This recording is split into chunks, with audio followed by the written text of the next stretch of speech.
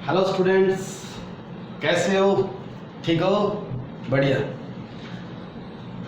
अब तक हम लोग फर्स्ट यूनिट अपनी कंप्लीट कर चुके हैं, फिजिकल वर्ड एंड मेजरमेंट। उसके अंदर कुछ ऐसा था ही नहीं कि समझना पड़े अपने को। अगर खुद भी रीड करते ना बुक से तो आपको भी समझ में आ जाती। एक्चुअल में हमारी फिजिक्स सेकेंड यूनिट से स्टार्ट होती है। First unit physical word and measurement basic बताते हैं, उसके बाद उसके अंदर तो सब। अब सेकेंड यूनिट बोर्ड कोई भी हो, हरियाणा बोर्ड हो या सीबीएसई बोर्ड हो, कोई फर्क नहीं पड़ता, सभी के अंदर सिलेबस सेम रहता है।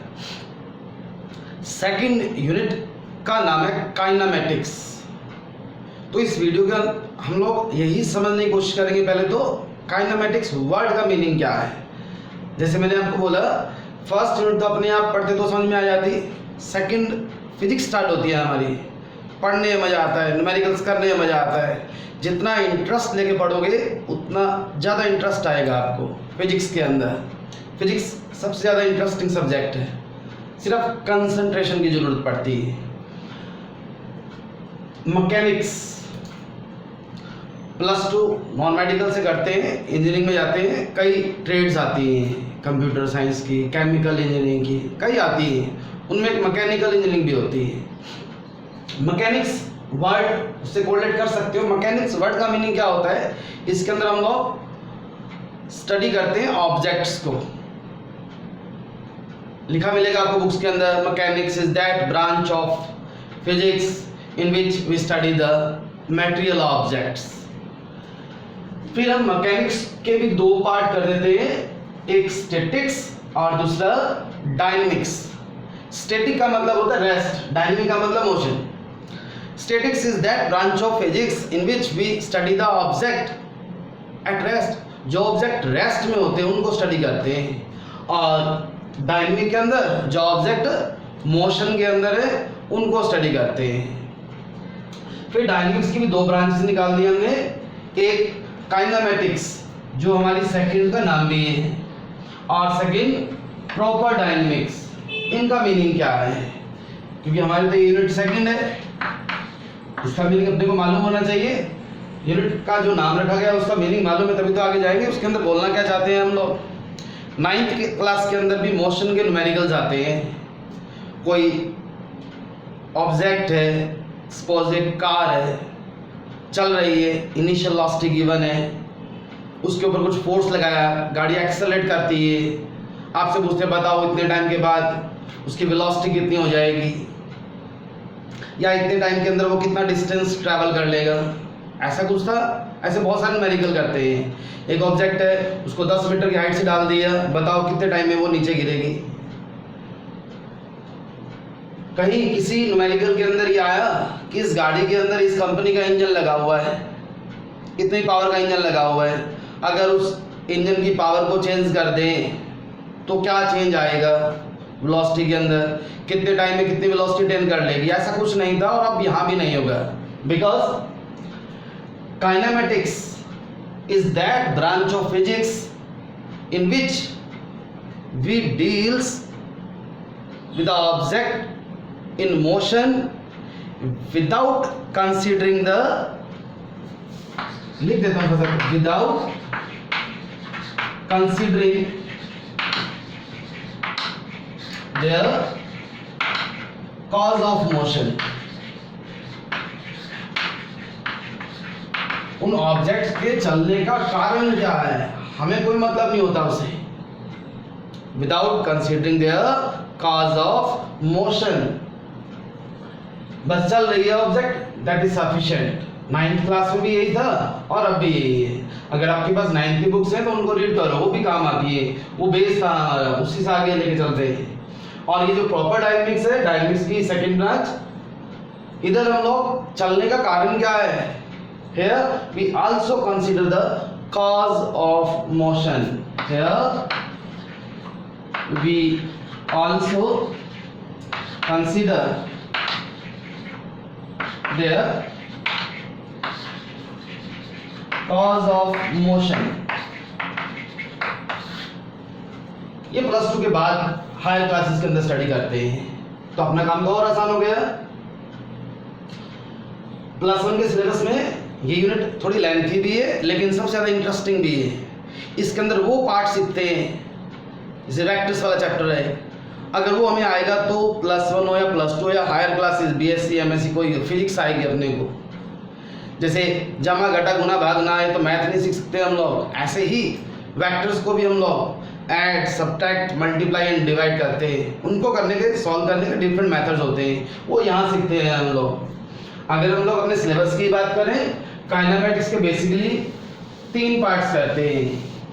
फर्स्ट पार्ट के अंदर जो पढ़ते हैं डिस्क्रिप्शन ऑफ मोशन, या कहो सिंपल सी लैंग्वेज में motion in 1 dimension. Second vectors, third motion in 2 and 3 dimension. ये सेकंड उनके पार्ट्स बना रखे हैं, कई इसे फोर्थ पार्ट बनाते हैं इसका अलग से, यूसीएम यूनिफॉर्म सर्कुलर मोशन है, तो वो 2 डायमेंशन में कई इसके अंदर कवर कर लेते हैं, कोई अलग से बना देते हैं, लेकिन ये कुल मिला के हमारी सेकंड यूनिट है काइनेमैटिक्स। तो जैसे मैंने आपको बोला इस वीडियो के अंदर, इस यूनिट के अंदर और बेसिक क्या है वही सब बताऊंगा आपको, आगे जाके यूनिट हमें बहुत आसान लगेगी। मोशन इन 1 डायमेंशन जो फर्स्ट पार्ट लिखा मैंने आपको, उसके अंदर वही सब काम है, मैक्सिमम काम जो 9th क्लास में आप लोग करते हो। वहाँ 3 इक्वेशन होती है मोशन की, कौन कौन सी थी? v is equal to u plus a t, एक x is equal to u t plus half a t square, और third one v square minus u square is equal to 2as। ये 3 ही तो इक्वेशन है मोशन के अंदर, इन्हीं को जमा घटा गुना भाग करते हैं, अप्लाई करते हैं। किस सिचुएशन में किस पिक्चर में कौन सी इक्वेशन लगेगी, सिर्फ यही तो सीखना है। और फिजिक्स में क्या है, इन सब के अंदर यही सिखाएंगे आपको। 9th क्लास के अंदर जो था मोशन के बारे में, वो इसके अंदर सारा पढ़ते हैं, वहाँ यही इक्वेशन है, इनको ड्राइव करना सीखेंगे, ग्राफिकल मेथड से सीखेंगे, कैलकुलस मेथड से सीखेंगे, सिंपल ज्योमेट्रिकल मेथड से अप्लाई करना सीखेंगे।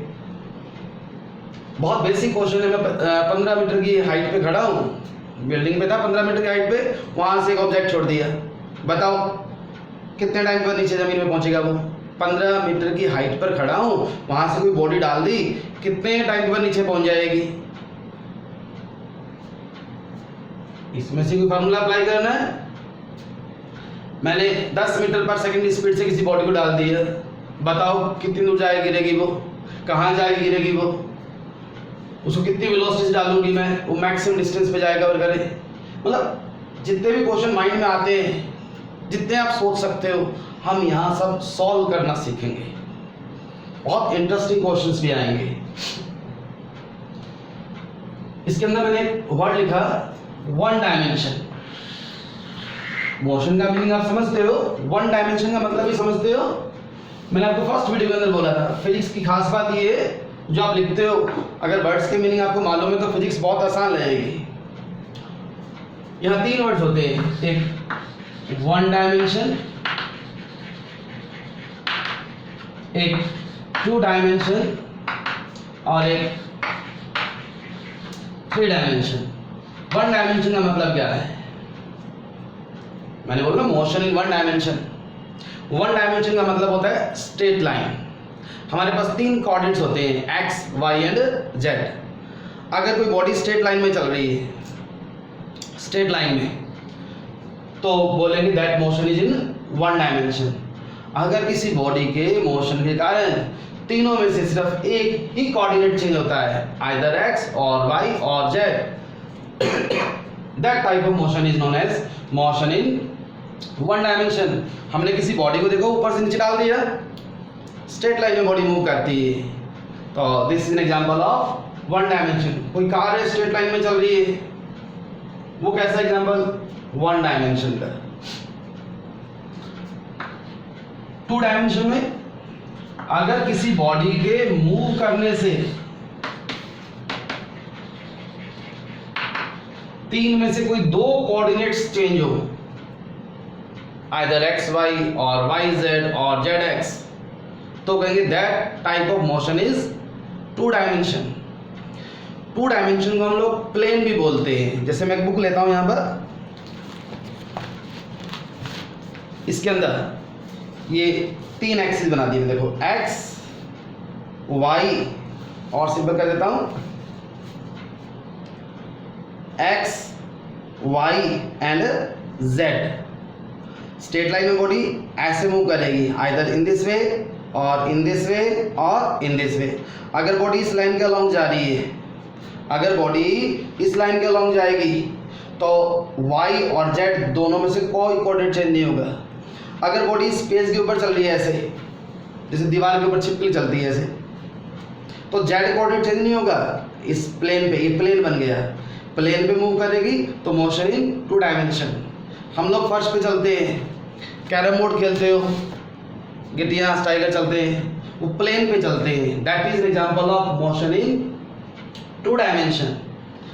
फ्लाइंग काइट, कोई मक्खी मच्छर उड़ रहे हैं, पतंग उड़ रही है, वो किस टाइप का मोशन है?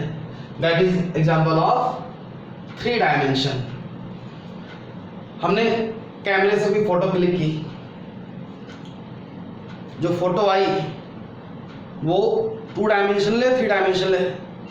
2 डायमेंशनल। क्यों? सपोज आप मेरे को देख रहे हो, मेरे में और बोर्ड में जो गैप है बीच का, उस फोटो के अंदर नहीं आएगा, डेप्थ नहीं आएगी। जिस फोटो के अंदर डेप्थ को भी फिल कर सके हम लोग, that will be example of 3 dimensional photo. कई फोटो आती है ऐसी, तो 3D फोटो बोलते हैं उसको। आप उसको ध्यान से देखोगे तो आपको डेप्थ का भी अनुभव होता है। 2 डायमेंशन दिखाई दे रही है, 2 डायमेंशन तो दिख रही है अपने को एक्स और वाई, डेप्थ भी आ जाएगी तो वो 3 डायमेंशन फोटो हो जाएगी। तो ये बेसिक चीजें हैं जो आपको बता रहा हूँ। एक दो ऐसे ही और वर्ड्स, एक यहाँ लिखा मैंने rest and second one is motion. Kinematics है, स्टार्ट करेंगे, उसके अंदर ये वर्ड्स ऐसे हैं जो बार बार आते हैं, मालूम सबको है, फिर भी कॉन्सेप्ट थोड़ा और क्लियर हो जाए इसलिए बता रहा हूँ। रेस्ट का मतलब बुक पे टेबल पड़ी है, टेबल पे बुक पड़ी है, वो रेस्ट में है। मैं चल नहीं रहा इस समय, रेस्ट में हूँ। आप लोग क्या पढ़ते हैं बुक्स में? If a body does not changes its position, if a body does not changes its position with respect to surrounding, अगर कोई वस्तु अपने आसपास की वस्तुओं के अपेक्षा अपना स्थान नहीं बदलती, बोलते हैं उसको that is in rest. Similarly if a body changes its position, if a body changes its position with respect to its surrounding, then that is in motion। अब मैं यहाँ पर रेस्ट में हूँ, खड़ा हूँ, बिल्कुल मूव नहीं कर रहा। रेस्ट में हूँ या मोशन में हूँ? नेचुरल सी बात, आप बोलोगे रेस्ट में, लेकिन प्रूव कर सकता हूँ आई एम इन मोशन। कैसे? सपोज ये हमारी अर्थ है और अर्थ के ऊपर हम हैं। देखो अर्थ के दूसरे ऑब्जेक्ट की रिस्पेक्ट में तो क्या है, ये दोनों रेस्ट में मूव नहीं कर रहे, लेकिन हमारी अर्थ तो खुद मूव कर रही है, तो हम लोग दूसरे प्लैनेट्स की रिस्पेक्ट में क्या है? मोशन में। We are in motion with respect to other planet. इसका एक सिंपल सा और जनरल एग्जांपल है, एक बस है, बस के अंदर पैसेंजर बैठे हुए हैं, बस मूव कर रही है, बस के अंदर सवारी बैठी है। Passengers are in rest with respect to each other, क्योंकि एक दूसरे की रिस्पेक्ट में तो रेस्ट में है वो, but at the same time those are in motion with respect to outside world. तो we can say rest and motion are related terms. ऐसा भी हो सकता है, होता है, एक बॉडी एक ही टाइम पर रेस्ट में भी है और मोशन में भी है। एक सिंपल सा वर्ड और, point object. Point object, point का मतलब तो ये है, पॉइंट ऑब्जेक्ट का मतलब क्या? ट्रेन बहुत बड़ी होती है, क्या उसको पॉइंट ऑब्जेक्ट बोल सकते हैं? यहां पॉइंट ऑब्जेक्ट का मीनिंग ये है, जैसे मैंने आपको बताया हम लोग ऑब्जेक्ट्स को स्टडी करेंगे जो मोशन में होंगे, अगर कोई ऑब्जेक्ट अपने साइज के कंपैरिजन में बहुत ज़्यादा डिस्टेंस ट्रैवल करती है, then we can consider that object as a point object. Example के लिए ट्रेन हिसार से बॉम्बे गई, 1000 किलोमीटर का डिस्टेंस ट्रैवल कर लिया, जस्ट फॉर एग्जाम्पल। तो उस 1000 किलोमीटर्स के कंपैरिजन में ट्रेन का size negligible. In that picture we can consider train as a point object. तो ये लिखा मिलेगा आपको, if size of the object is negligible as compared to distance traveled by the object। इसके बाद एक और छोटी सी टर्म पॉइंट मास। ये जस्ट इसको ही समझाने के लिए दोबारा से ले रहा हूं अलग वे में। पॉइंट मास, क्या हम किसी बॉडी के मास को जीरो मान सकते हैं? अगर मान सकते हो तो दैट इज पॉइंट मास। क्या मैं अपने मास को, मेरी बॉडी के मास को पॉइंट मास ले सकता हूं? यस। अगर मैं अपने मास को अर्थ के मास से कंपेयर करूं तो मेरा मास कहां स्टैंड करेगा? जीरो के आसपास। पॉइंट मास कंसिडर कर लिया। एट द सेम पिक्चर, क्या मैं अपने मास को इन्फिनिटी ले सकता हूं? अतुलनीय, अनंत। क्या मैं अपने मास को इन्फिनिटी मान सकता हूं? यस। कैसे? अगर मैं अपने मास को एक चींटी के मास से कंपेयर करता हूं, चींटी के मास से कंपेयर करता हूं, तो मेरा मास इन्फिनिटी हो गया। देखो बॉडी एक, कभी तो उसका मास जीरो मान लिया और कभी infinity. How it is possible? Depend करता है हम किसको किसके साथ कंपेयर करते हैं। अब अर्थ हमारी इतनी बड़ी है, क्या उसको ले सकते हैं हम लोग पॉइंट ऑब्जेक्ट, उसको साइज नेग्लिजिबल हो? ट्रेन बस की बात छोड़ो, क्या हम अर्थ के साइज को ले सकते हैं पॉइंट ऑब्जेक्ट? यस। अर्थ भी तो सन के चारों तरफ 1 साल में चक्कर पूरा करती है अपना। Earth takes 1 year to complete 1 revolution around the sun. तो उस ऑर्बिट की रिस्पेक्ट में तो अर्थ भी पॉइंट ऑब्जेक्ट कंसीडर की जाएगी। जितना मैंने बताया आपको, ये सब नोटबुक में लिखना है, आपको नोट्स बनाने हैं। और मैंने भी क्या किया, इस बार इस वीडियो के डिस्क्रिप्शन में जाना, वहां आपको एक एड्रेस मिलेगा, आप उस पर क्लिक कर देना। सिर्फ आपको नोट्स PDF फाइल में मिल जाएंगे। डेली ऐसे ही होगा, जितना आपको पढ़ाऊंगा मैं वो सारा आपको PDF की फॉर्म मिलेगा। डिस्क्रिप्शन में जाना, वहाँ जो एड्रेस लिखा हो उसके ऊपर क्लिक कर देना। आप सिर्फ क्लिक करना है, आपको डाउनलोड हो जाएंगे गूगल से। ठीक है, थैंक यू।